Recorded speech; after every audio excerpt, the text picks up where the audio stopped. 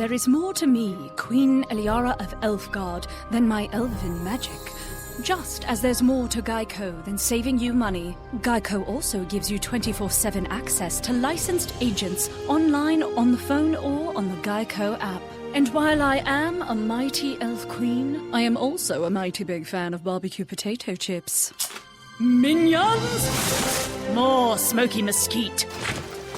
Geico. Expect great savings and a whole lot more. Napa know-how. A Napa guy knows more isn't always better, unless we're talking about full-size vans. These beasts do more than get you from A to B. They have so much space a man can live in it. With shag carpeting, waterbed, and a sweet lava lamp, these mobile abodes have all the comforts of home. With quality parts and plenty of Napa know-how, you can keep the original tiny house running longer, stronger. That's Napa know-how. Napa know-how.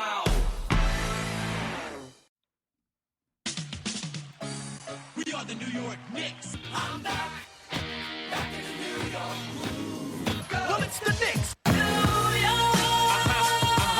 We are the New York Knicks. New York. For this new season we're about to enter, the Knicks is taking no shorts, just like winter. New York, New York. New York be about the Knicks, huh? But the best thing about New York City is K-N-I-C-K-S. Everybody say go New York, go New York, go! Hey everybody, it's the New York Knicks Podcast, episode 372. I am Jay, and with me is Mark. How you doing, Mark? Good. Back from vacation, and I am in a positive mood. Things are going well in Knicks land. We had a little bit of a setback last night, but I think we are, what are we, 7th place? 7th place, and we are very close to moving into the top 5. Yeah. So the Knicks are playing. They're doing exactly what you want them to do. I think we are the only teams ahead of us right now. Brooklyn, we're never going to catch Brooklyn, but they're not even playing for themselves. Orlando and Philly, they're ahead of us, but we're only ahead by 2 wins. We beat Philly last night. Wasn't a great thing for us, but they're ahead of us. And I mean, I think we can catch everyone. The Lakers and Phoenix are going to be tough, but Minnesota, New Orleans, and Dallas, we should catch them all. Yeah, that's definitely in the cards. That would get us in the top 4, which there's 4 really good guards in this draft. So we can do this. We Yeah. are down for the tank. That is the only thing left for the rest of the season. Let's do this. Yeah, they are like you said. There was a little bit of a setback last night, but I think everything else is going pretty according to plan. So we had a couple games since the last episode. They since last episode, they had a beautiful game against the Cavaliers. Didn't even look competitive. It was like a game that you could be relaxed the whole game. You didn't have to worry at all, really. Mm-hmm. Like the first quarter was tight, but you're like, York's not going to keep this up. And by the middle of the second quarter, it was over already, and you didn't have to like stress out during the game. Unlike the Philly game. Well, I mean that's Kyle Korver at a plus 27. Well, I mean Kyle Korver. The thing is, Cleveland is playing for something else. We're playing in basically, we're playing for something else this year. Well, I mean, Cleveland's it's also, trying. How are you supposed to know that Kyle Korver is good at threes? Who would know? It just came out of nowhere. The thing is, he's bound to start missing. I mean, just because his career percentage is really, really good, you think he's in to start missing. You leave him open, you let him miss, and eventually he's going to have a terrible game. Well, I mean, he's getting up there in age. He's probably getting tired. One of these games, he's going to just break down and play right into the Knicks' hands. Yeah, and the same thing, like LeBron James, you want to get the ball out of his hand, and the Knicks did a great job getting the ball out of his hand. I think he had 15 assists, so he was just getting the ball, getting rid of the ball. The ball was out of his hands a lot, yes. Yeah, he didn't even want to shoot. In other Cavaliers news, we could stop feeling bad for LeBron, I think, because it looks like they're getting Deron Williams and Andrew Bogut. Yes, this is probably the biggest, basically the biggest acquisition of the trade deadline, I guess, because these are kind of trade deadline moves. Right. So they basically got 2 guys that would start on our team as their like 13th and 14th man. So I think we could stop feeling bad for LeBron now. In fairness, in realistic fairness, neither of these guys would start on our team. You don't think Bogut wouldn't start over Noah? Well, Hernan Gomez, but I think Bogut would start over Hernan Gomez. I think Bogut's going to play 12 minutes a game no matter where. Like, the 12 minutes to play for the Cavaliers is his max minutes. True. Bogut has turned into slightly healthier Noah. But I don't think Deron Williams would start over D Rose. This is Deron Williams is pretty bad at this point. I think he would start over Rose. Rose is pretty bad at this point. No, he is good. He is helping us with the tank, Jay. Stop being mean about Rose. Yeah. For Cleveland, this is they have do you think this doesn't put them over? Like, they were already going to the finals, so does this put them over the top against Golden State? I don't think so. No, I don't either, but it definitely gives them a lot of insurance just in case anything happens. It's helpful for when basically they need another point guard. They need a ball handler for when LeBron's off the court, and they could probably use another big man, so they got that. But in fairness, LeBron James wanted an all-star, and they should get him an all-star. And it is unfair that a capped-out team couldn't get an all-star. The thing is, it's unfair that LeBron James has to. He should have his salary cap should be much higher. He is LeBron James. If the NBA cares about, he'll leave for baseball. He's just going to leave, okay? NBA, you have to get him another superstar. You should have given him, what's his name? Boogie. He should have gotten Boogie. It's unfair he didn't get Boogie. So Strive sent us a tweet that said, since the without making a trade, the Cavs landed a former number 1, number 2, and number 3 pick. Deron Williams, Bogut, and Williams was number 2 or 3? 3. So who's the 2? The other Williams. Derek Williams. Oh, okay. So they didn't make a trade, and they got a 1, 2, and 3 pick. They're not exactly the all-time greatest 1, 2, and 3. Actually, you know what's crazy is you remember when Deron Williams and Chris Paul were 1, 2, like the best point guards in the NBA. Yeah, that seems like a long time ago. Like, it was arguable that Deron Williams was. I never thought. It was arguable they were at least on par, that him and Chris Paul. Like, Deron Williams was so good. And when the Knicks got Carmelo Anthony and then Deron Williams got traded to the Nets, there's a certain part of you that was like, oh, I didn't realize Deron Williams was available. I might have preferred him almost to Carmelo Anthony because I thought he was that good. Yeah, it went from like a 1-2 conversation to about a 1-32 conversation. Yeah, pretty much. I mean, he fell off a cliff. Yeah. I mean, I guess he got injured and did he have major injuries though? No, I think it was just a lot of nicks. He didn't blow out his knee or. Right. He didn't have a Derrick Rose type injury. He just kind of like a death by 1,000 cuts kind of thing. Yeah. Because he was really, really good. When the Nets got him, I really thought the Nets might have had the even better player or better move. It was questionable at that point. No, I thought they totally won that trade. Even the what's his name? Who was the guy, the GM of the Knicks at the time? Walsh. Yeah, even Walsh said he didn't say I would have gotten him over Melo. He just made some kind of comment like, I didn't know he was available. Right. Like it would have entered. He might have gone for him instead of Melo. Speaking of not knowing who's available, we'll get back to the games in a minute. I need to talk about this. There was an article that came out.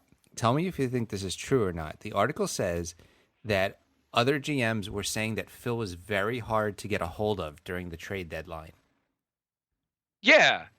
Well, I mean, in fairness, he didn't realize Breaking Bad, all the episodes are on Netflix. That is true. Yeah, and Breaking Bad's a really good show. Once you get going with that, you're not going to just get off there and just put it down so you can make a trade. I mean, if that's true, how mad are you? There was that. I don't even know. Well, if it's true, I'm insanely mad.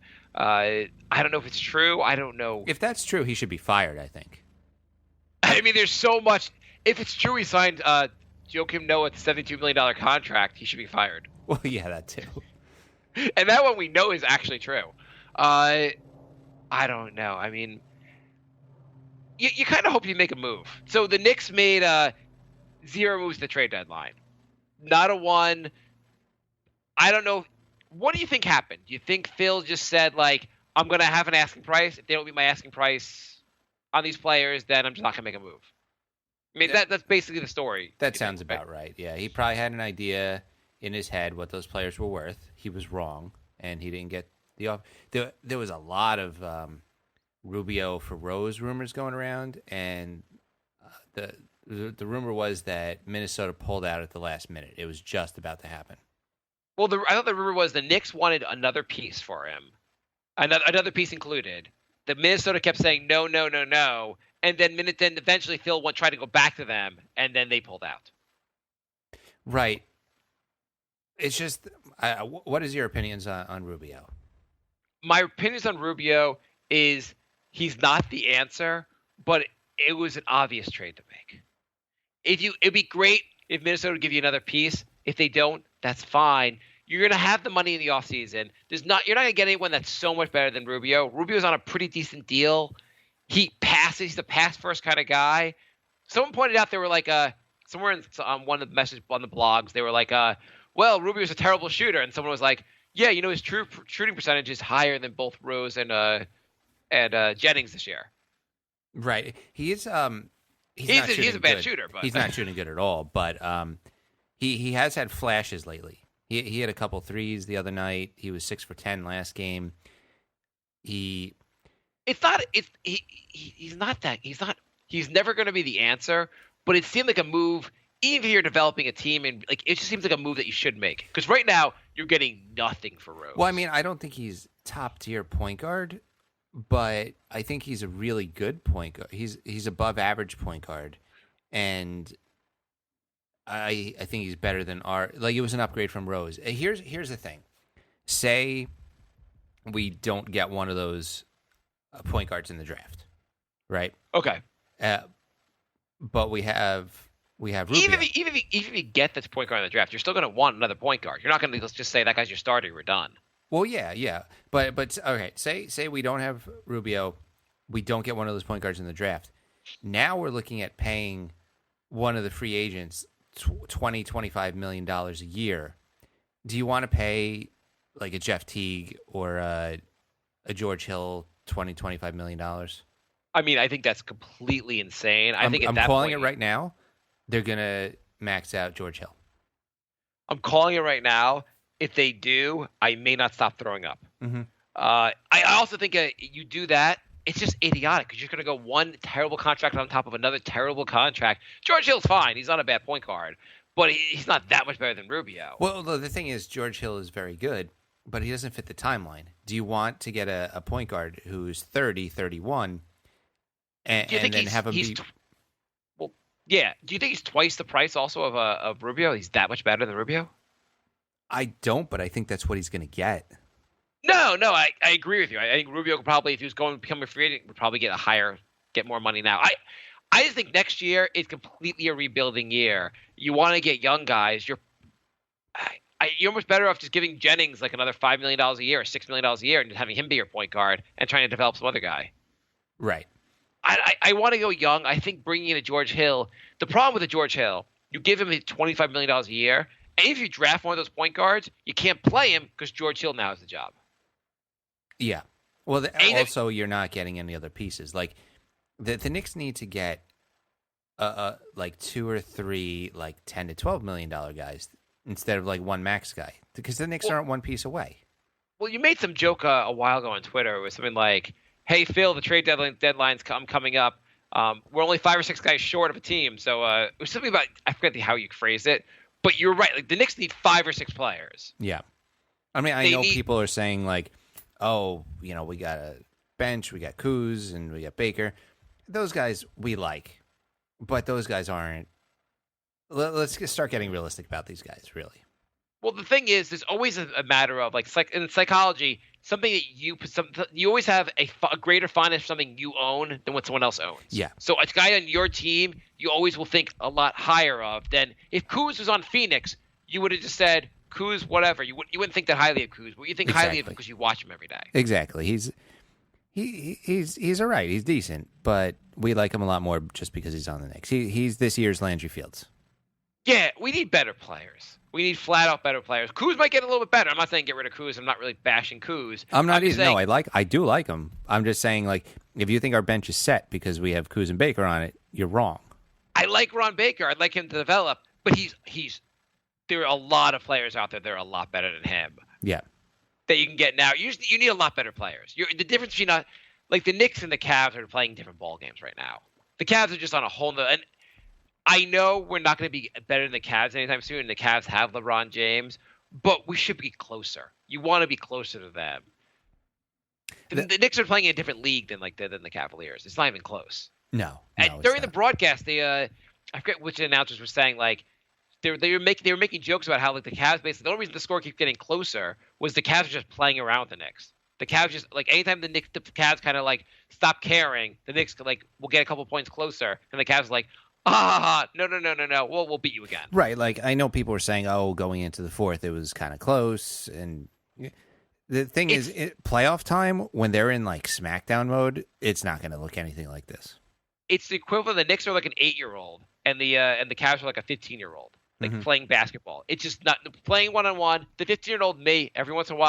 get back into it. But anytime he wants, the 15-year-old is going to dominate the 8-year-old. Right. Plus, Love was out. I mean, I know Porzingis was out. I mean, no, Porzingis wasn't even out. Was that the game Porzingis got hurt? He got hurt. He was out for half the game. Yeah. Either way, we're talking about a tank. It's amazing. Phil has been here for 3 years, and every year we've tanked. Do you know he's made one trade deadline move? He's traded away my hope. He made a trade for Shved. That was his one trade deadline move. I didn't realize they even traded for Shved. I thought they signed him. What did they trade for Shved? I think it was a second-round pick.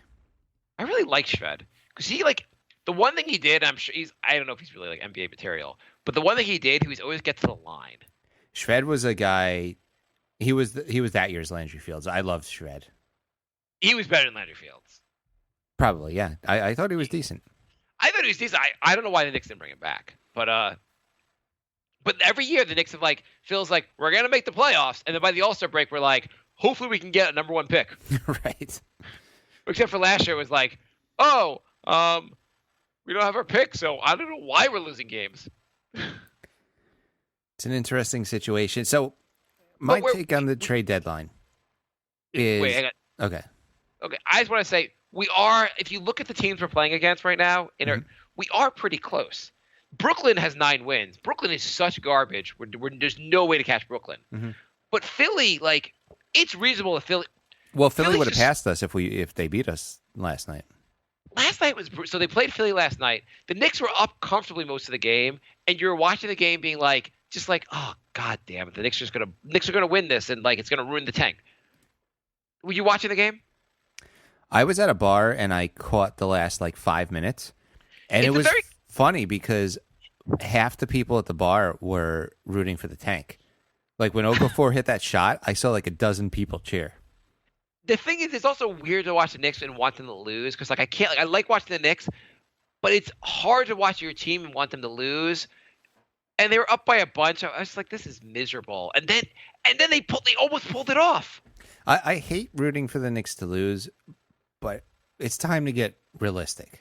To make the playoffs alone is going to be insanely hard because we have to leapfrog 4 teams. And if we do, we get to play Cleveland. We'd also have to play the best basketball we've played the entire season to get to the playoffs. It just doesn't seem like it's going to happen. By the way, Melo, not only did he hit the game winner, he shoots 15 for 25. If you were doing this, and if it was December, I'd be so excited about how Melo played. Yeah, I mean, he also shot 15 for 25 because it was Philly. I know. I mean, he shot 9 for 25 when we played Cleveland. Yeah, no, I know. But he also... It's just why does he have to have this great performance on a game we need to lose? Right, yeah. No, I know. It's frustrating. And he hit that shot. You're like, oh, now when it matters the least. Actually, when it hurts us, you nail the game winner. Thank you. Thank you so much. Glad we didn't trade you. I mean, and Melo must have been a hit that goes, yeah, Cleveland wishes they had me now. I'm like, I wish Cleveland had you also. Yeah. Would you do the Rose Rubio trade? Yeah, my only concern would be that Rubio would make the team slightly better and might get us a win or two. That would be my only concern. Yeah. It might ruin the tank. But here's why I was frustrated during the trade deadline. Besides the fact that maybe people were trying to call Phil and he was just MIA. I think we've established we're not good enough to make the playoffs. I mean, if there's anybody out there who thinks we are, reality check time, we're not. So, hang on. Just want a quick phone call. Hey, Jay, it's Joey Nick Ducks. I heard you say, is there anyone out there that thinks the Knicks will make the playoffs? I do. Oh, well, that's shocking. We beat Philly, and Philly is one of the best young teams in basketball. They have that Joel Embiid, and we shut him down last night. Yeah, he got 0 points. He didn't play. Yeah, he was so scared by it. And Noel, I heard he was so scared of the Knicks, he went to Dallas. Yeah, he's in Dallas, and there was no Simmons either. So yeah, and we beat them without the unicorn, so we must be like the best team in the NBA. Anyway, talk to you later, Jay. All right, thank you. So my complaint about the draft is that if we've established that we're not good enough to make the playoffs, then the only other alternative is to try and get a good draft pick, which means you should have been trading people like Courtney Lee. I like Courtney Lee, but why is he on a tanking team? Well, just to play the devil's advocate here, winning makes you better. And the more the Knicks win, winning games at this point of the year is more important than getting a good young player. Because did you see the assets that were got for players that are worse than Courtney Lee were pretty impressive? Well, the thing is, one thing so they said Clippers inquired about Courtney Lee. And Clippers don't have a draft pick to give up for Courtney Lee. So I can see not making the trade to Clippers. Do you think Phil goes around and calls lots of GMs? I get the sense that only guys that come to him he talks to or has a connection with already. He doesn't really work the phones. He doesn't try to find out if the Spurs might want a guy or I don't think he really hustles. No, I don't either. So Mike Scott, he's all right. Yeah. Phoenix got him for a protected second-round pick and some cash. They got him for nothing because isn't the pick pretty protected? Yeah, and it's a second-rounder that's protected, so it's not And I would think it's Scott. Scott's pretty decent, actually. The Raptors, second nice move. I mean, first they got Ibaka, and then they got PJ Tucker for Sullinger and 2 second-round picks. You want to go through some of the trades right now? Well, that's when I was kind of smoothly doing that. That was smooth. I'm just saying, these guys are all worse than Lee, and you're getting assets for them. Would you have traded 2 second-round picks and Hernan Gomez to get Noel? No. What would you trade for Noel? Would you have got Dallas did not trade a lot, so that the Dallas traded a protected first-round pick that's going to be protected because it's 1 through 18. Yeah. So basically, that converts to a 2 second-round picks if they don't get the first rounder. So they traded 2 second-round picks and some other players. They did not trade that much for Noel. Right. I would do 2 second-rounders and Cock. Maybe not him. Lance Thomas. You would trade Cock for Noel? His injury history kind of scares me. I mean, I know he's got a lot of potential, and he could be really. He's got a lot of potential. I probably would. I might do Hernan Gomez. I know I like Hernan Gomez. Noel's better on defense. Noel, he's been injured, and I totally understand. The guy looks like he has a lot of potential. I wouldn't do Hernan Gomez, but I might do Cock. I would do Cock. I would do most guys in this roster. Dallas did not trade a lot for him. No. What'd you think of the Boogie trade?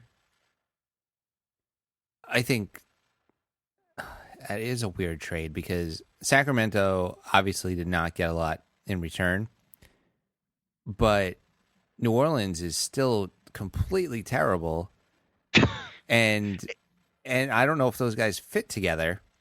And also, they got Cousins and Caspi broke his thumb the first game And what is going on with New Orleans? Everyone there gets injured. Yeah, so when you come to New Orleans, you go to Bourbon Street, get drunk, fall over, get hurt. I mean, like, it's very easy to get hurt in New Orleans. Have you been to New Orleans? It's very easy to get drunk and just fall over. So if Holiday walks, they have Davis and Cousins. And even if Holiday doesn't, they have 3 players. Like, they're still a terrible team. But, I mean, to get a guy like Cousins for what they gave up was really good. I mean, on the one hand, someone pointed this out in one of the questions we have today. It's kind of, I also thought a little bit of this, is like when the Knicks got Melo and Amari, you were kind of like, oh, those guys play kind of the same position. How is this going to gel? I think this is better. I think the Anthony Davis and Boogie should gel better. Well, because they both have more range than Amari did. Right. They both have more range. I haven't got a chance to watch them, but I really want to see them play together. I mean, there was a play the other game where they got in each other's way and turned into a turnover. But there was a couple plays where they were both spacing the ball. I mean, they lost the first 2 games, I think, together. Yeah, but they're not a good team. You can't go by that. It's going to take a little while for them to get it together also. Yeah. They're playing what are they playing tonight? They're playing the Thunder tonight. It's pretty close, actually. So, if I told you 3 years ago that Hibbert would get traded for a protected second-round pick, what would you say to that? I mean, Hibbert after he blocked Melo's shot, basically, he fell off a complete cliff. Yeah. There are a lot of guys in the NBA. It's like just mysteries how they fall off so fast. Because Hibbert he never was a great scorer, but he was a solid defensive center. And he was a solid part of the Pacers. We were ripping on him for a while, though. I mean, when he signed that big contract, like, we did a half an episode laughing about that. I mean, it was pretty obvious he wasn't going to last.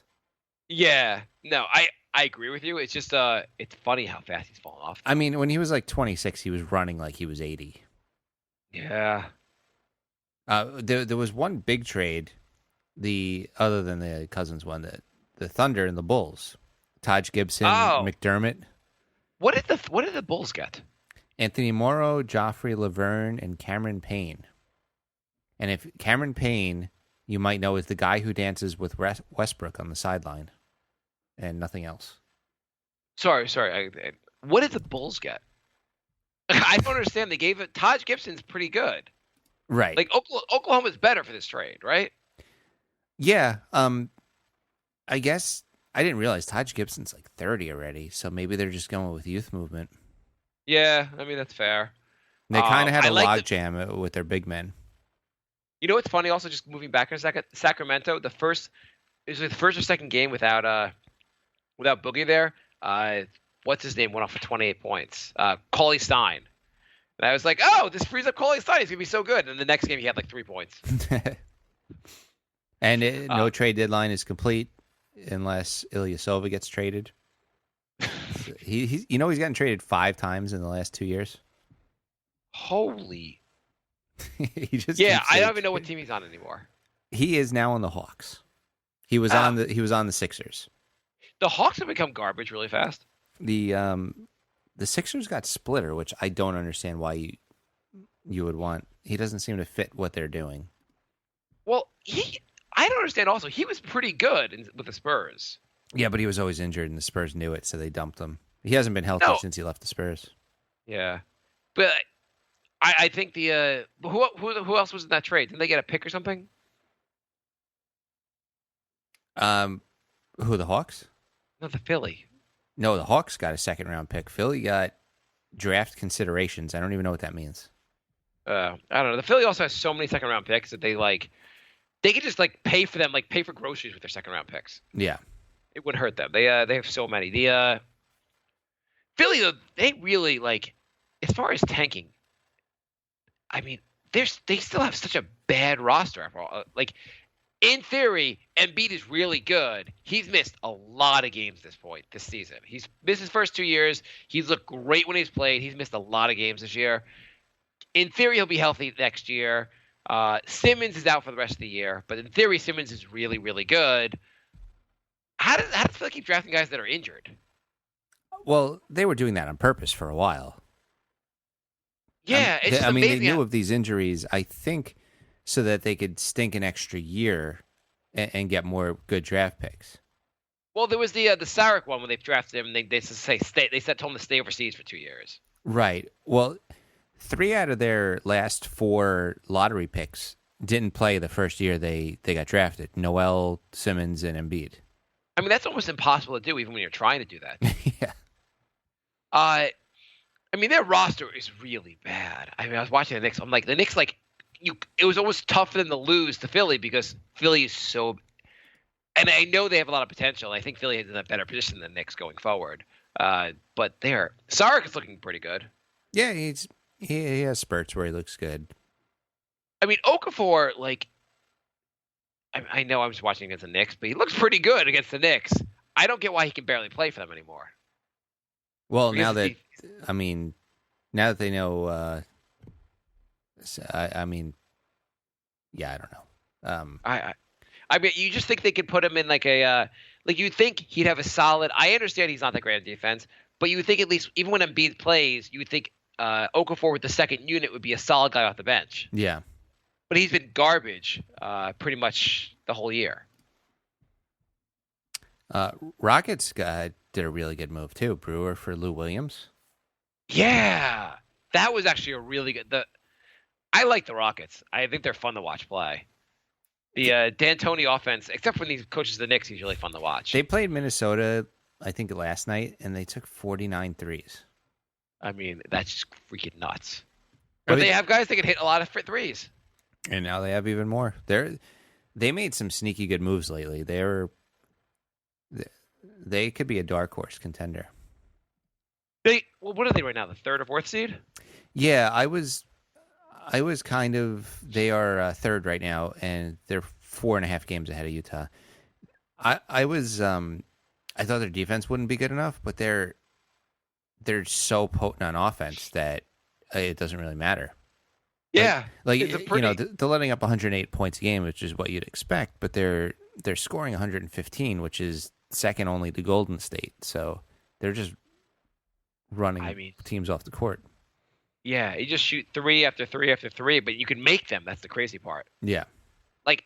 First of all, Eric Gordon, how good of a year has he had? That's the thing. I thought he was just this injury-prone guy. Maybe it's New Orleans. I don't know. I mean, yeah, maybe it's New Orleans. It's also it's not as hard because you don't have to drive to the lane or anything. You just stand back and shoot threes. Yeah. I guess they've figured out the D'Antoni system is so perfect for today's NBA. Yeah. At least on offense. I mean, but the Knicks, by the way, are going back to the triangle. You heard that, right? I did. That's great. It's great for the tank. Yes. It is great. Hornacek had a 3-hour practice with them. He said, we're going back to triangle principles. One of the things he said was, not only will this make the offense better, he feels this will make the defense better because sometimes we're in poor positions when Rose say drives the basket and we have trouble getting back on defense. The triangle will put us in better position of getting back on defense. Sure. Which is almost like him just saying we're tanking. Yeah. Sure it will. I do think the Knicks should have pulled last night. Melo's not playing tonight. We need to rest him. We don't want to play him every night. We need to because ESPN did their draft projections.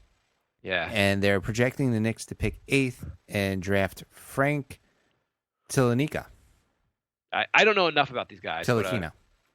What's his deal? He's 18. They're all 18 or 19, yeah. They're gonna have to be. See, whenever I hear patient in a draft analysis, I mean, all the guys you have to be patient with, but it is annoying when you hear that right from the start. The Knicks need the NBA. Why can't the NBA just award them the number one? Just give them the number 1 pick. It's unfair. Cleveland was given the number 1 pick 3 of 4 years. There's no way that happened. There's no way by chance that actually happened. Right. Well, we've said this before. I mean, Orlando won the year Dwight left. New Orleans won the year the team owned the league owned the team.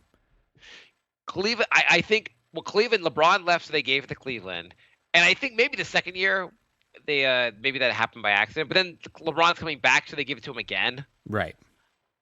It's always like these. Why can't you just give the Knicks the number 1 pick and let us just deal? don't you want New York to be good, NBA? I think the Knicks just need to step it up. We need to fail for Fultz. We need to be bad for Ball.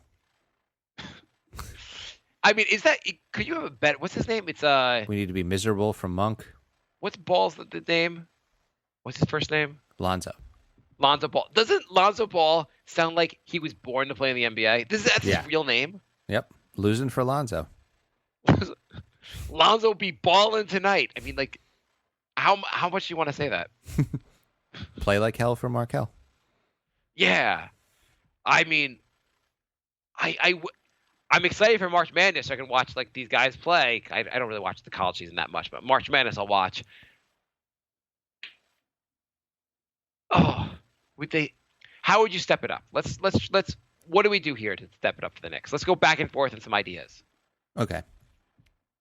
Porzingis, I think that ankle is still a little swollen. You're going to have to sit the next 13 games. 100% pure triangle. We're running it going forward. Rose, Jennings, starting lineup. Carmelo, ISO as much as you want.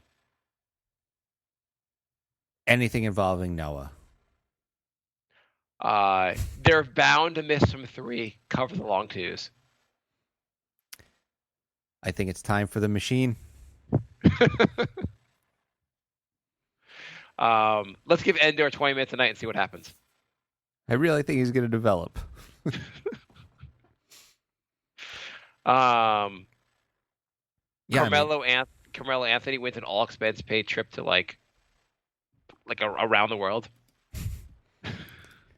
I mean, I think they should try all of these things at once. Hernan Gomez, you're going to be our 3-point specialist. Hey guys, Houston's playing really well right now. We're going to do that. All you guys just stand around the 3-point line. It'll start working. There was an article about how the Nets GM came out of San Antonio. Is that right? I think he did. Yeah. Yeah, I think he's from the Spurs organization. Anyway, he obviously didn't learn a lot while he was there. Apparently, about how like they basically told everyone they picked up, you're shooting threes. We're gonna shoot a ton of threes, and we'll make this work. Except they have 9 wins. But it sounded so good in theory. It's not the strategy's fault. That's just a bad team. There was who's the second best guy on that team? They traded Bogdanovich to Washington. Yeah, they have nothing. I don't know. I can't believe they didn't trade Brook Lopez. I mean, how did they not get done a Lopez trade? Seriously, like why keep him there? Supposedly they were looking for 2 first-rounders, but apparently they lowered it to 1 first-rounder. You can't move Lopez for a first-rounder? Yeah, it seems a little weird. Yeah, I mean, he's a solid player. Yeah. So someone recommended the most recent or one of the more recent Bill Simmons podcasts. He had Malcolm Gladwell on it. You listen? Yeah, that was Paul. He recommended that. I listened to it. Yeah, I love Malcolm Gladwell anyway. It was a good episode. But one of the things they were talking about was back in the day when it was Paul Pierce and Antoine Walker for the Celtics, they were shooting like a crazy amount of threes. And they were like one of the first teams to really start doing that, except it didn't really work because they just weren't making their threes. Right, yeah, it was the Antoine Walker, Paul Pierce Celtics, and apparently they combined to shoot like 26% from the three. Yeah, it was something awful. I remember like we would make fun of Antoine Walker back then, especially Walker, because you were like, why does he keep shooting all these threes? He's so bad at it. And how is this strategy going to work? He was ahead of his time.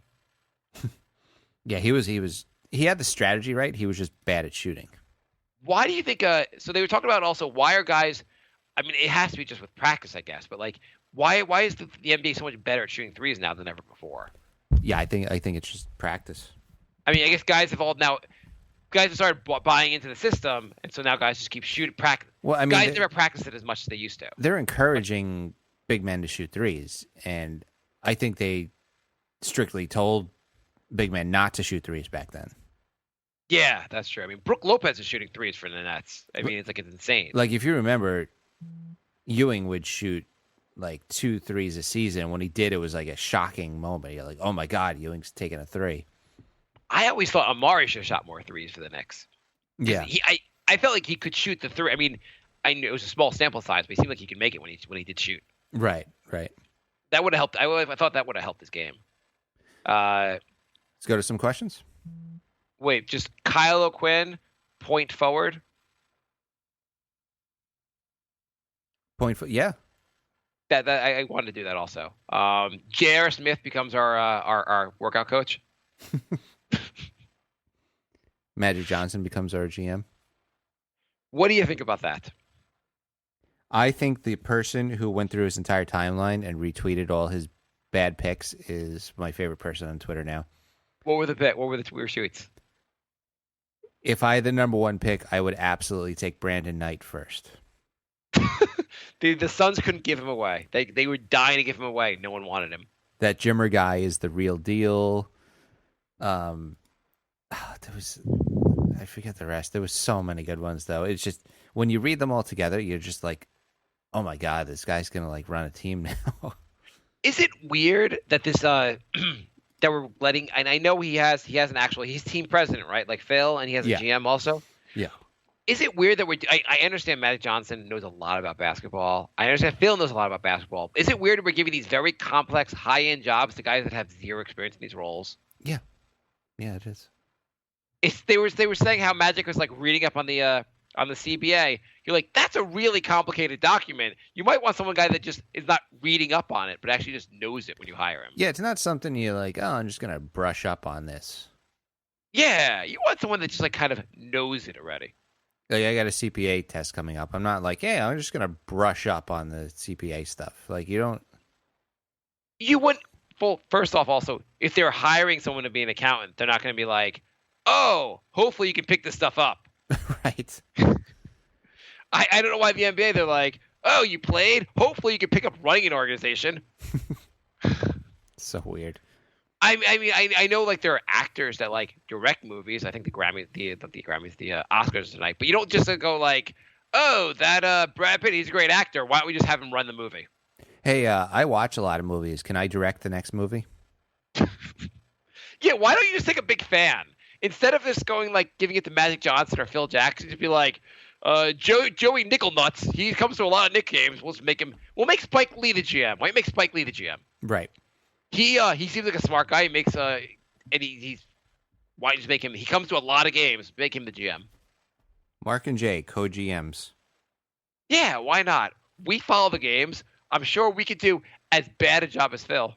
I mean, I guarantee, Nick, I'm going to put a challenge out there to Dolan. You hire me and Jay, and I guarantee if we're here for 3 years, our 3 years will be better than Phil's 3 years. Guaranteed. It couldn't be worse than Phil's 3 years. We never would have signed Noah. We wouldn't have 3 years because of the tank. And at least if we had 3 years of the tank, it would be really good tanking, not this mediocre tanking. Yeah, we're not going to half-ass tank if we tank. No, we would be doing stuff that gets it done. I'd be like, hey, Hornacek, we're playing the Octagon. What's the Octagon? I made it up. 2 guys never go back on defense. Just deal with it. Make this happen. All right, let's do some emails. Lorenzo writes, hey guys, I can't believe Mark pulled a LeBron and just took a vacation from the podcast in the middle of the season. Back in the 80s and 90s, podcast hosts didn't have any time off. They podcasted all 82 games. Grandpa Simpson's voice. For shame. You know what's gonna be? You know what the worst part is that I'm taking another vacation soon again. How are you taking all these vacations? I don't know. I'm going to spring training for the. My cousin always organizes the spring training trip, so I'm going down to see the Mets in a few weeks. Nice. Yeah, that'll be fun. And also, by the way, I know you're not big into baseball, Jay, but you should just become a Met fan right now because the Mets are actually really good. It is the Mets versus the Knicks, like it's night and day. I hear this every year. This is going to be the year. The Mets are going to be awesome. You know what, though? Whatever you want to say this year, the Mets were bad for a bunch of years, but the last 2 years, the Mets went to the playoffs last year, and the year before they went to the World Series. What have the Knicks done? Not that. Yeah, which is more fun to watch. Just to make the playoffs alone, we won a bunch of games. I mean, we practically threw a parade when we won one playoff game. The Mets made the World Series. That's a pretty big deal. I mean, I know they didn't beat the Royals, but it's a pretty big deal to make the World Series. And this year, we're probably going to the playoffs again. All right. Josh writes, the patience shown by Phil must be commended. His inaction tells me he wants picks for Melo and Rose, and so far they haven't been forthcoming. If the right deal isn't offered, he is better off letting Rose walk and using the cap room on better defenders. Then waiting to see which team falters in the playoffs and overpays for Melo in the offseason.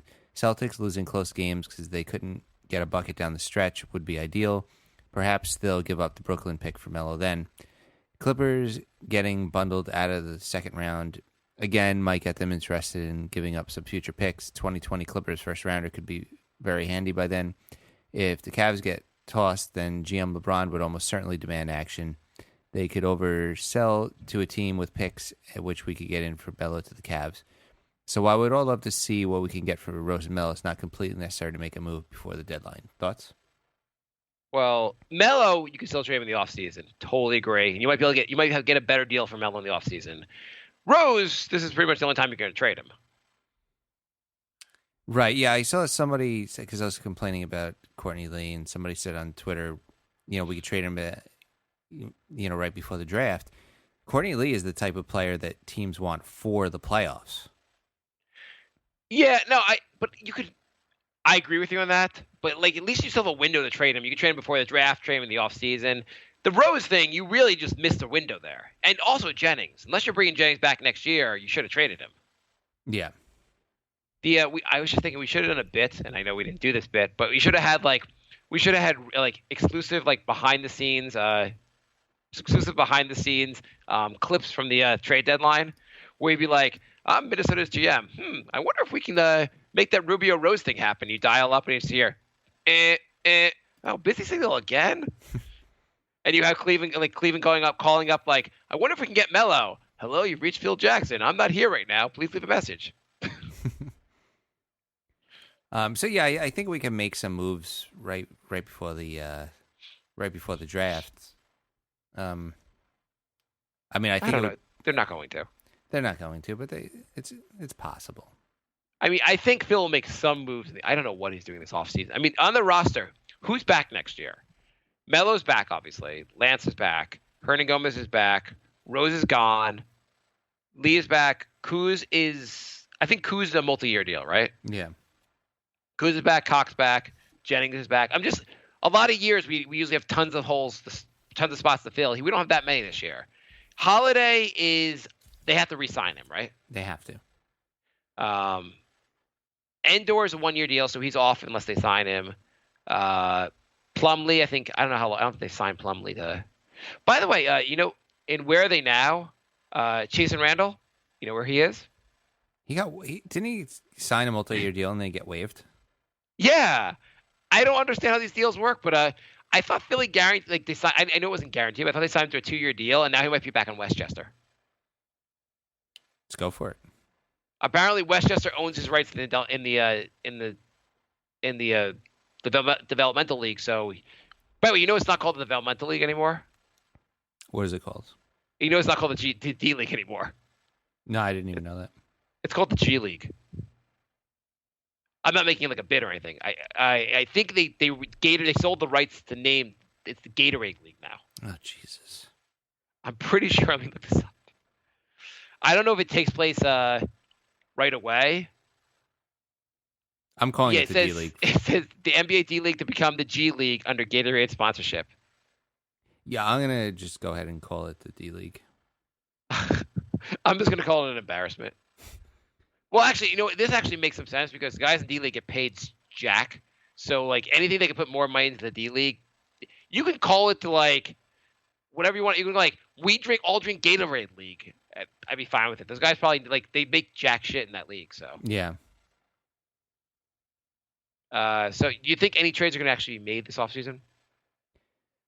Before the draft, do you think anything's happened before the draft? No, I don't. I think Phil's going to stand pat until the offseason. Well, I mean, that is the offseason, but... Oh, well, you know what I mean, July 1st. Yeah. I don't know what we're even doing, though. We have some money free. That D Rose trade's looking really good, though. I mean... if for all the people who are all the people are we should we shouldn't trade D Rose because we need more... The cap space is worth more than him. You're well, when you made the D Rose trade, you end up in worse cap space by making the trade. Right. Just because of Noah's contract. Noah's contract is worse than Lopez's contract. Yeah, slightly. And then people are making the argument on Twitter. They're saying like, well, Nose and Rose are completely separate. No, they're not.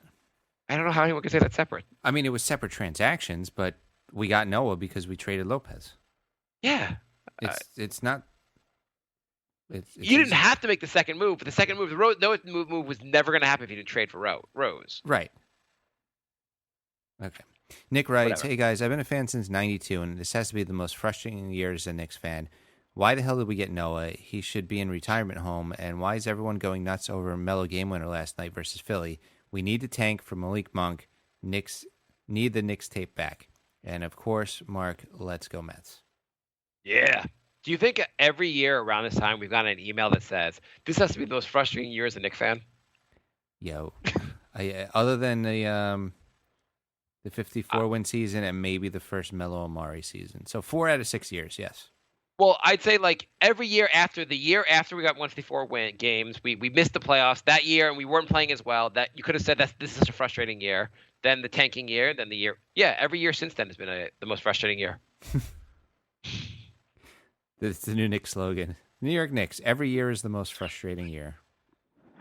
Every day is worse than the day before. One terrible day at a time. Exactly. And they're the highest valued franchise in the NBA. We should get an award for doing this show. By the way, I listened to your last show. Yeah. And the one thing you guys talked about that I had to look up, and I think you guys were wrong about, is the flat Earth thing. I tried to find anything that said that like he was kidding. I think he might have been serious. I never saw anything saying he retracted it. James said he retracted it. I never saw anything saying he did. I mean, it just sounds like he must have because it seems so insane. I just couldn't find anything that said he did. He retracted it. I mean, that's one of the weirder stories of the month, I would think. And Draymond Green, I don't know if he was joking or not. He must have been joking, but he gave some defense of him being like, "Hey, I mean, you don't really know, and this is what he thinks." And like, when I use the portrait landscape photo on my iPhone, it looks like it's flat, but it's not flat. Yeah, he was joking about that. Yeah, I think he had to be joking. I still think he must have been joking, right? The flat Earth thing. Yeah, I don't know. I don't know. I was looking it up today actually to try to find like just the part where he goes, "Ha ha ha!" I was kidding. Right.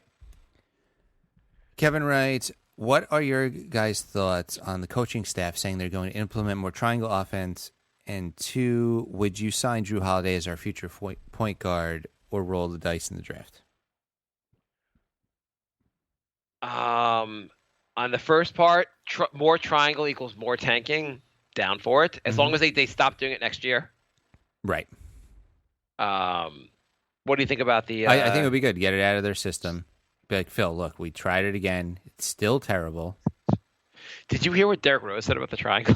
No. Basically, they were asking him. It was a short conversation. Let me try to find the quote.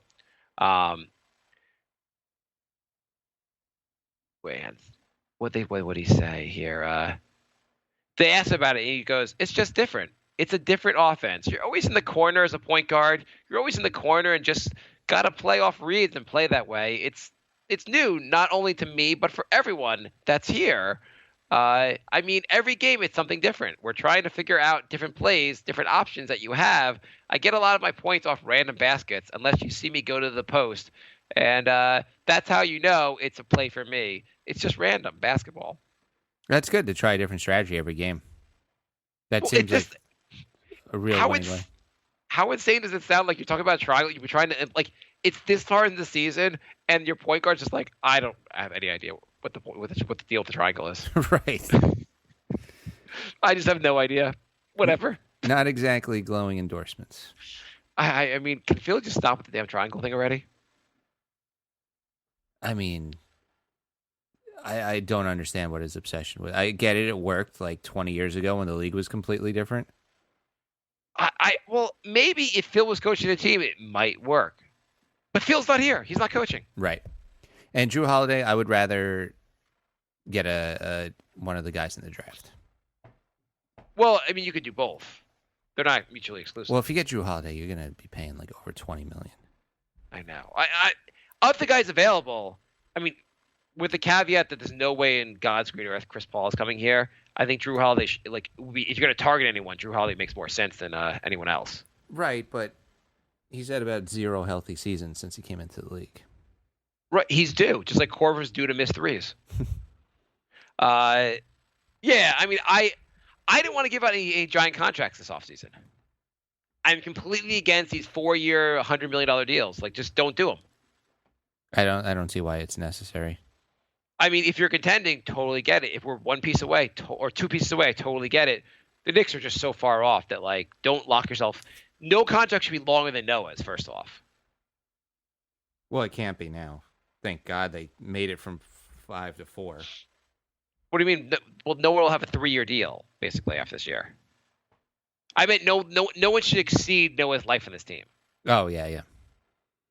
How much do you think Holiday gets this offseason? Over 20. No, sorry. I meant Justin, his brother. Oh, I don't think he gets too much. Maybe like 6, 7. Which still seems a lot, but yeah, I think he might get 6 or 7. The Knicks have to bring him back, though, right? Yeah, I mean 6 or 7 is manageable. Yeah. I get the Knicks not moving Cock. I know they said they wanted a first-round pick. I think they weren't willing to move. He's on such a good contract that it just seems silly to move him. Yeah. Last email, George writes, "Hey guys, do you think the smart thing to do is keep this team together, re-sign Holiday and Brandon, and add pieces, defensive-oriented players? I don't want to see Cock get traded, mainly because Phil is going to F up the trade. We can build on the season and be better next year." Thoughts? Yeah, I mean, add defensive pieces. Like, they should go all defense. Yeah, I would be totally down with all defense. Yeah, just get guys who play defense. Wouldn't you love to find like a Bruce Bowen? Yeah. That would be awesome. A Doug Christie. Yeah. I mean, I figure the Knicks can just work out the offense. So Knicks have a hard matchup. I'll go to Facebook. We're up to Facebook questions, right? We have like 2 Twitter questions. Okay. Just quickly, look at the Knicks schedule. What's coming up? The Knicks have a tough schedule coming up. Yeah. Next game's Raptors, I believe. So the Raptors, that's an easy one because we don't have a shot against the Raptors. Right. But we got Orlando twice, and 2 against Orlando, another one against Philly. Yeah, it's going to be tough. Yeah, I mean that's like let me find the schedule here. Hang on. Okay, here we go. We got Raptors. That's a given, no problem. You don't have to even like sweat during the game. Yeah. Then you got the Magic. Magic are a tough matchup. Yeah, that one's going to be tough. And we need to pass the Magic. Magic are up by 2 games on us. That's a big game. Magic have too good of a roster to only have 22 wins, right? Yeah, I mean, hopefully it's 23 soon. Okay. then they got Philly again. I mean, you can't beat Philly again. You got to lose this one to Philly. Yeah, they got to lose the next 2, so they don't have the tiebreaker. That's gonna be a tough. Then we got the Warriors. The Warriors, like, that'll be wonderful. I think they should probably rest everyone against Philly, have everyone playing against the Warriors. Yeah. But then they got the Magic again. That's tough. Then they got the Bucks. That's tough. Then they got the Pistons, the Nets, and the Pacers. Like, it's a pretty tough matchup here. That's like a killer's row for top 5. Yeah, I mean, this is gonna be a really tough March is going to be brutal. I'm going to be sweating during these games. I'll be like, pass the ball away. Don't guard the basket. Foul him. Just foul him. We have more fouls. Get him to the line. Yeah, I'm getting nervous for that schedule. That's like a make or break for the draft, really. It really is. And you know, here's what's actually going to happen. We're just going to go on a streak. We're going to obviously get the 9th seed. Obviously, we're just going to miss the playoffs. We're going to run through all these teams. We'll probably beat the Raptors, beat the Magic, beat the Sixers, obviously lose to the Warriors, but then beat the Magic, we'll be on a streak. We'll win we're 10 of the last 20 games. My office mate and I write mini bets for the season on our dry erase board, and I actually have written down on the board Knicks March 6-game win streak. You know what's gonna happen? Oh my God, it's gonna be brutal. and then like it'll be like the two kind of Knicks fans. The Knicks fans with half a brain being like, "We blew it," and the other Knicks fans being like, "If you root for the Knicks to lose, you're not a real fan. And this is so much better than getting a high draft pick. Remember the time we missed out on Curry? That made us a better team." I mean, yeah, we finished 9th, but who needs Fultz? Yeah. Mello Stan writes, see, that's why his teams win and we don't. He sees issues with his team and gets them fixed. Why doesn't Mello do this? He's referencing LeBron complaining and getting players he wants. And he says, I mean, LeBron is making the finals every year with power moves and we can't make the playoffs. So, yeah. I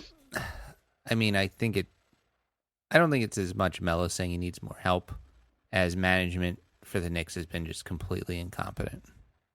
Yeah, I mean, it'd be hard to be more incompetent than the. I mean, do you think Melo is like, oh yeah, I'm really comfortable with this team? I'm sure he's saying like, hey, how about like decent players? I mean, the team has been such a circus and it's just a disaster. Hey, here's a question for you: do you get mad about the New York media, or do you think the New York media is just a byproduct about like not the New York like whole media, just the New York Knicks media? Like, do you think it's or just a byproduct of basically of how miserable the team has been? I think everyone at this point is fed up, and it's tough writing about a terrible team year after year after year. I mean, they play in this. Like, obviously, you're a beat writer for the Knicks, whatever, tabloid, whatever. Obviously, you have to write a story every day, so they kind of like invent stories to a certain extent. Mm-hmm. But I feel like during the 54-win season, you didn't really care about this. You only care about this when the team's really bad. Right, because it's just like rubbing salt on a wound. Yeah, the stories only drive you crazy when the team's horrible. Right. Yeah, I don't have a huge. I mean, some of it's cheesy and some of it's unfair, but I don't think it's like this huge issue that we all need to like get super angry about. Yeah, I feel like people get a little bit too upset about the media when like it's really the issue. The team is a disaster. I mean, you can just make fun of the media stuff, but like if the team is a disaster. Yeah. Yeah, like you said, if the team wasn't such a train wreck, then this wouldn't be happening. Yeah. One more from Twitter, or are you done with Twitter? Adam writes, what are thoughts on Hernangomez's development this season? Should he be our starting center next season? Yes. Yeah, I mean, I think he surprised everybody. I think pretty much everyone's happy with it, and unless we're getting like an all-star center, he should definitely be our starting center. We're not getting an all-star center. Yeah, he should be our starting center. He's developed. I really like his development. Porzingis, I'm getting a little worried about. A little bit. I don't think it's anything to really. What's the bigger worry about Porzingis? The fact that he sometimes looks lost on the court, hasn't looked as good lately on the court, or is that he's been missing so many games? Both. Yeah, the missing so many games is what really is bugging. It's really worrying me now. Yeah, the dude can't stay healthy. I mean, nothing major. Yeah, but like it does seem like it's not a good sign. lot of like, yeah, it's not a good sign. That's it for. I don't think has Towns missed a game yet. I'm sure he's missed a game, but I mean, I don't know. We won 3 of 6 games at the end of that season, and we didn't get Towns. That was great. Yeah. No, that's why winning's awesome, guys. Remember when we missed out on Towns, and then in a couple of years before that, Curry. I mean, I like KP, but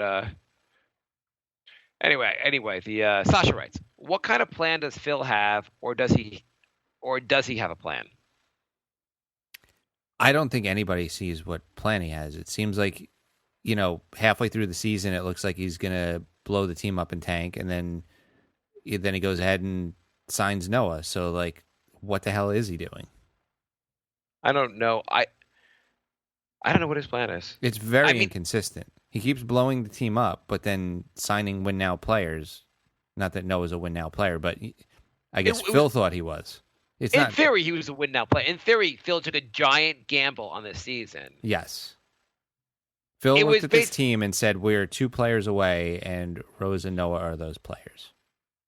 It's almost like you were sitting at the blackjack table, and you were making like these small bets.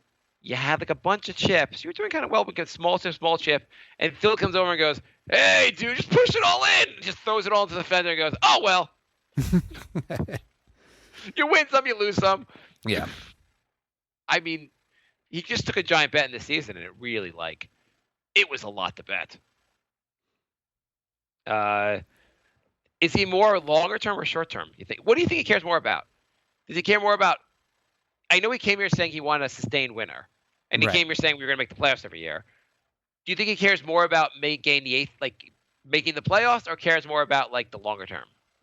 Based on Noah, it seems like he cares more about just making the playoffs. Yeah. I mean, can you argue with that at this point? Rose and Noah were total win now gambles.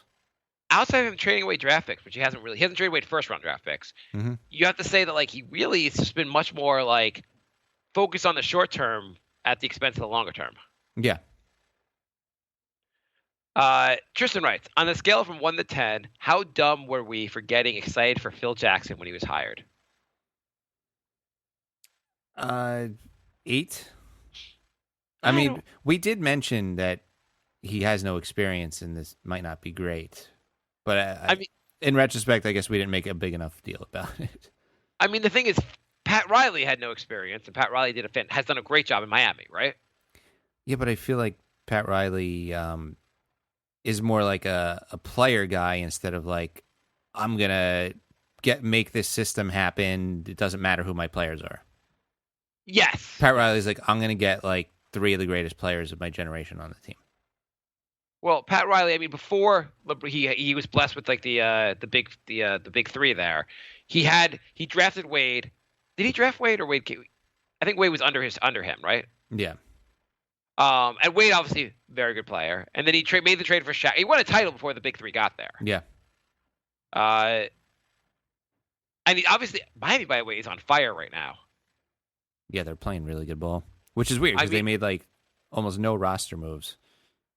I mean, Deion Waiters is their big scorer. Mm-hmm. And also, I have to say the Knicks were doing what the Miami was doing. I'd be happy now at this point. They're playing so well that I'd be I'd be fine. Yeah, There's a difference between getting a win here and there and ruining a draft pick and going on 10-game win streaks and actually looking like you're decent. I mean, Miami, I think they have the 9th seed now. They're making the playoffs. Yeah. They look really good. It's shot. The thing about Phil, we were in a weird situation. I don't think we were dumb for liking Phil because we were in a situation where we wanted Dolan not to interfere, and you felt like you hired Phil, Dolan would walk away, or just not do anything. And it seems like Dolan is not interfering, but it's still not working out. Yeah, I mean, you could use conspiracy theory that maybe Dolan forced Melo on him, but I don't know if he really did. Yeah, I'm starting to have my doubts too. I think Phil just didn't have the experience to know. I mean, the no trade clause was really just insane. Yeah, but I think even Phil knows that now. If you're Dolan, you're just saying I get a chance that one of the greatest coaches of all time will run my franchise. How bad could this work out? Yeah, I mean that was the one part of that radio interview that I believed with him. And he gave him Steve Mills as hey, I know you're the team president. Mills is more the cap guy. He'll know how this actually works for you. Yeah. There's no reason it had to be a disaster either. Yeah, no, Phil just dropped the ball. So I don't think we were dumb for liking this move. I was a big fan of the move at the time. And I really thought this would work. Yeah. I'd say from 1 to 10, I was an 8 on this working. Yeah, it sounds about right. I mean, even if it didn't work out, we didn't think it would be like this.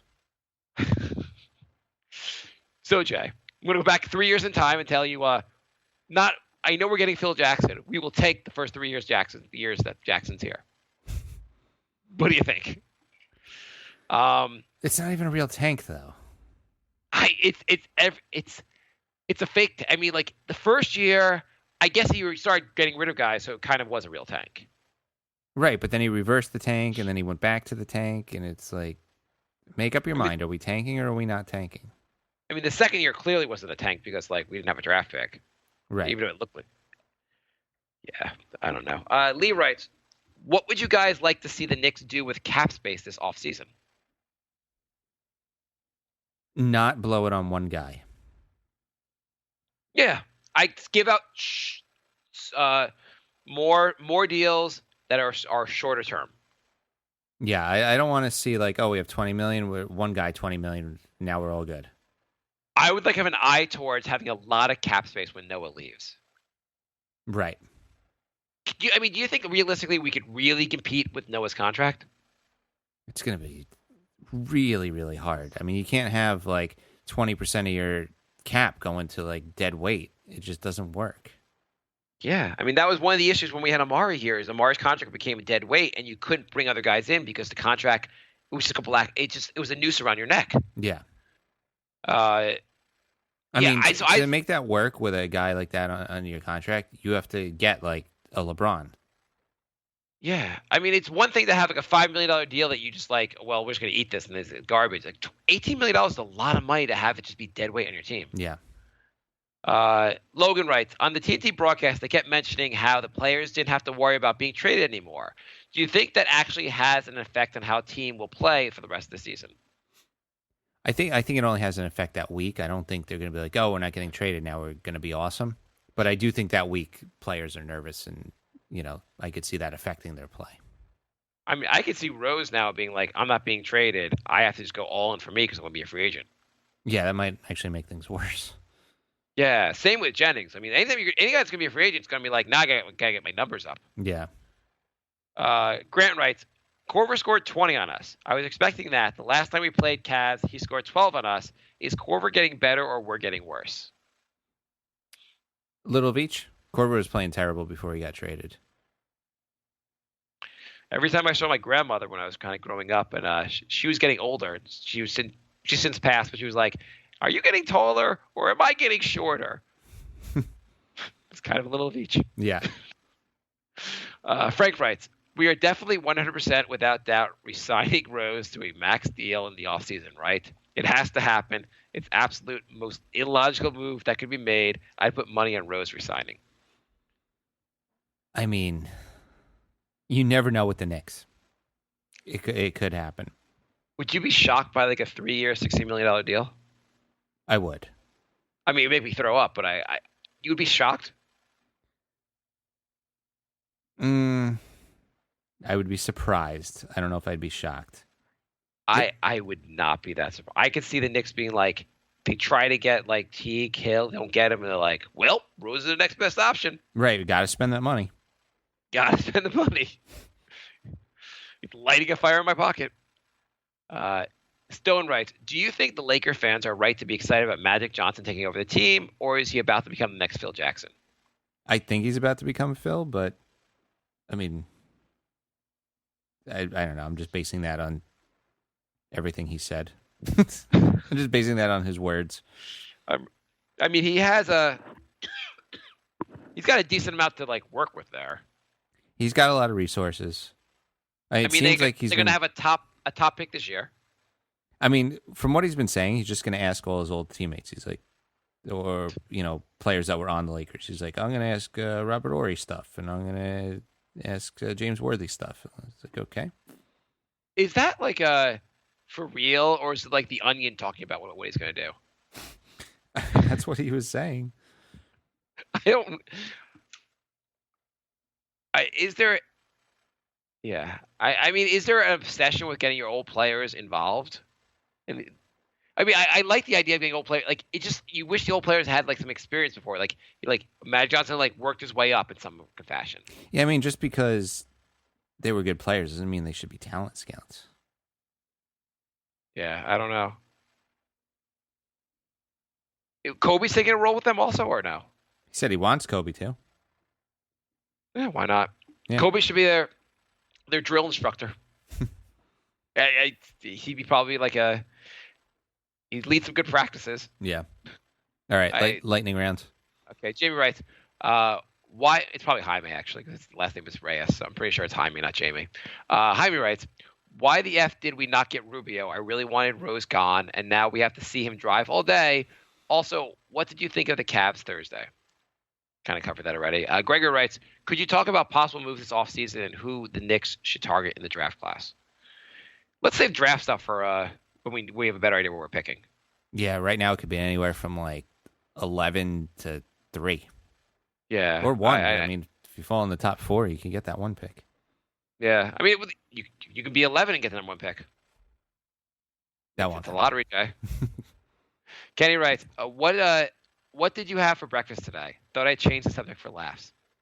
Jay? I had scrambled eggs and cheese on one of those bagel flats. That sounds pretty good. Not bagel flat. One of those like flatbread sandwiches. Good, like a Dunkin' Donuts? No, homemade. Oh, okay. I had peanut butter puffins cereal. That's my go-to. I actually have about 16 boxes of peanut butter puffins right now at home. I never even heard of that. It's a pretty good cereal. Are you a big cereal person? Not huge, but I've been looking for blueberry cereal for about 20 years because I keep hearing how good it is. And I visited my dad this weekend. He's like, yeah, I went to the supermarket and there was like a sale on cereal and I bought a bunch. And he like pulls blueberry off the shelf. And I was just like, I just grabbed it. I'm like, sorry, I'm bringing this back to Queens. You're going to have to buy that again. I don't think I understood also that like you're supposed to look at the sugar content for the cereals. And I was always like, because everyone thinks like you want things that are low in fat. So I'd be like, oh, Cookie Crisp has like no fat. This cereal's probably good for me. Right. I only more recently learned that you're supposed to look at the sugar content. Tristan writes, I sincerely believe this team has the talent to catch Orlando in the standings. Is it too late to catch up to Brooklyn? I think it's too late for Brooklyn, but I think we could catch everybody else. The Lakers are going to be tough. They and are. Phoenix are going to be tough. They are. Lakers definitely made themselves worse, so they were prepared for this. Our schedule is really tough going forward. I mean, those games are like, if you're going to try to tank, those are some tough games. Yeah.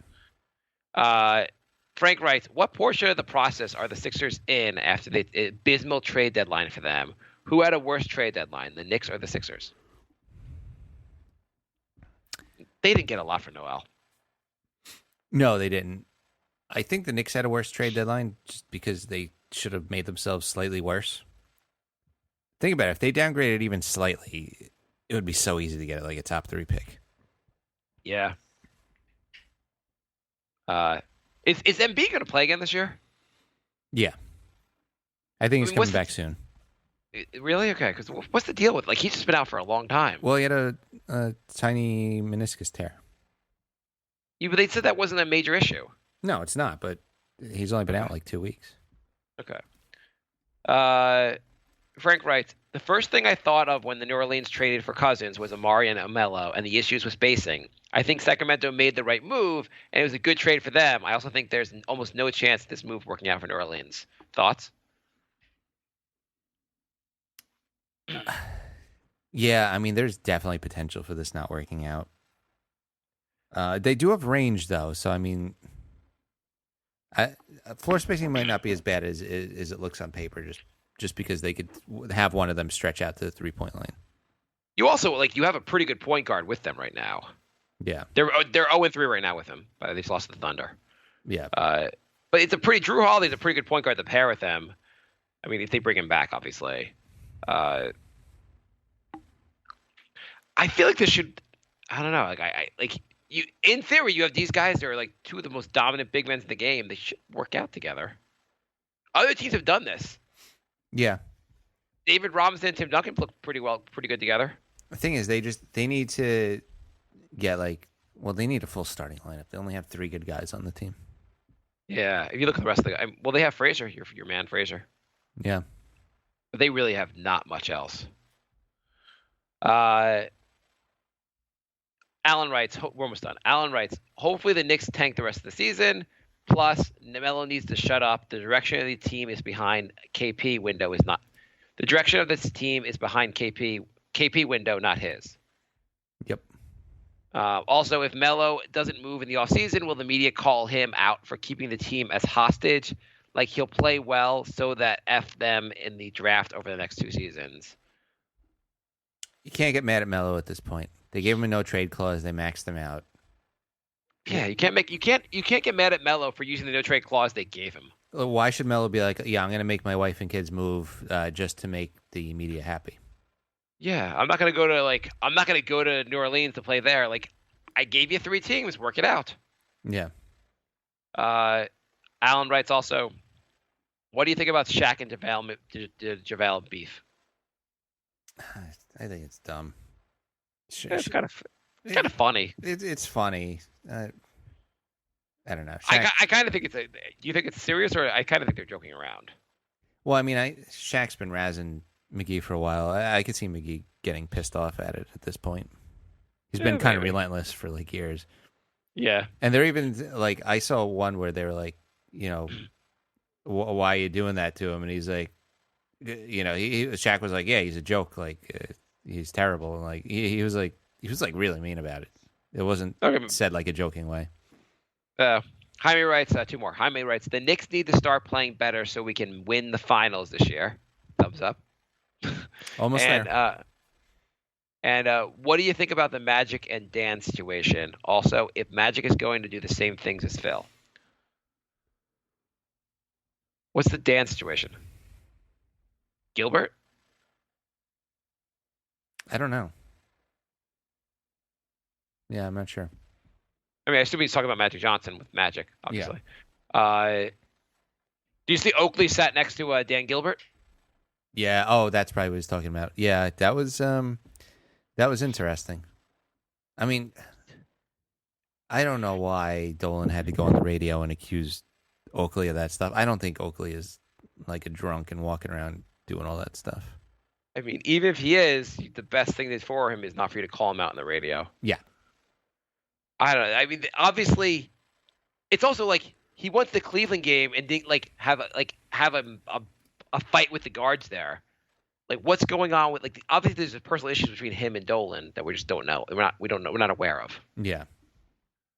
Because this is not like whatever his issues they have, that there are issues between each other that's causing the issue. Yeah. Whatever. Anyway, what did we learn today, Jay? Let's end this. We learned that the race is heating up. Yeah. We got a tough stretch ahead of us. It's going to be a pretty tough March, but we can do this. We definitely can. We can. We should go for an all big lineup. Keep the Woodson dream alive. We should catch teams off guard. Do all big for a quarter. Go all small for the second quarter. They won't know what. Okay, guys. For the third quarter, we're going to close our eyes. I'm sorry. What? For the fourth quarter, everyone just line up in height order, and that'll be the order of the rotation. We're going to sing La La Land, the soundtrack throughout the game.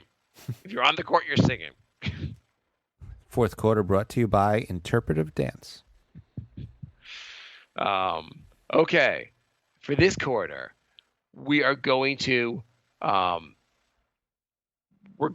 use our feet. All right, so we'll be back next week. nyknickspodcast@gmail.com, nyknickspodcast on Twitter. Check out the rest of our network. We didn't mention them. Almighty Baller Podcast Network. Were you supposed to do a live read today? Yes. And you didn't do it? No. Do you want to do it now? Nope. Did you forget, or did you? Totally forgot. So almightyballer.com. Leave me alone. I forgot about the network. Did we even mention the network till this moment? We didn't mention when we started the show. Sorry, Chris. Sorry. We're the greatest. He's so glad he asked us to be on this now. We forgot to do ads. Whatever. I mean, it's bad for us. It's not really as bad for him. Okay, I'm just going to do a quick live read. Drink Coca-Cola. You can pay Chris. You could PayPal us the check. Coca-Cola. It'll get you through those hard times. I also mentioned blueberries. So if there's a spike in blueberry cereal sales, you know where to go, Chris. I'm increasing peanut butter puffin awareness. Yeah, so we should be getting 3 deposits into our PayPal account. If you could, Chris, the guy who runs our network, Chris, if you could, we're going to make up our own live reads. It's your job to get money for those companies. It's keeping you on your toes. All right, so next week we'll go back to being professional again. All right, thanks for listening, everybody. We'll be back next week. My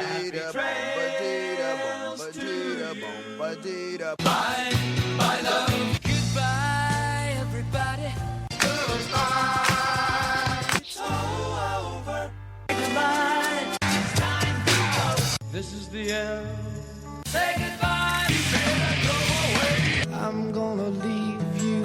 It's the end. Yo, everybody get up! Everybody get up!